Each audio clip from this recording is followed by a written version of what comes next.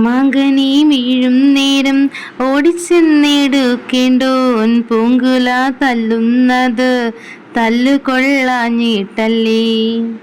വൈലോപ്പിള്ളിയുടെ മാമ്പഴം എന്ന കവിത അറിയാത്തവർ ഈ നാട്ടിൽ ചുരുക്കമായിരിക്കും. വീട്ടുമുറ്റത്തെ തൈമാവിൽ നിന്ന് ആദ്യത്തെ മാമ്പഴം വീഴുന്നത് കാണുന്ന അമ്മ 4 മാസം മുൻപ് ആ മാവ് പൂത്തു തുടങ്ങിയപ്പോൾ തൻ്റെ മകൻ ആദ്യമായി അതിൽ നിന്ന് പൂങ്കുല പൊട്ടിച്ചെടുത്തതും താൻ അവനെ വഴക്കു പറഞ്ഞതും ഓർക്കുകയാണ്. മാസങ്ങൾക്കിപ്പുറം ആ മാവ് മാമ്പഴങ്ങളാൽ നിറഞ്ഞപ്പോൾ അതിൽ നിന്ന് ഒന്നെടുത്ത് കഴിക്കുവാൻ ഇന്ന് തൻ്റെ മകൻ ജീവനോടെ ഇല്ലല്ലോ എന്ന് ഓർക്കുന്ന ഒരമ്മയുടെ മനസ്സിന്റെ വേദനയാണ് ഈ കവിത. അമ്മയുടെ ശകാരത്തിൽ മാങ്കനി പെറുക്കുവാൻ ഞാൻ വരുന്നില്ല എന്ന് പറഞ്ഞ് ആ പൂങ്കുല ആ പൈതൽ എറിഞ്ഞു കളയുന്നു. അവനെ സംസ്കരിച്ച മണ്ണിന് മുകളിൽ ആ മാമ്പഴം അമ്മ പെറുക്കി വെക്കുന്നു.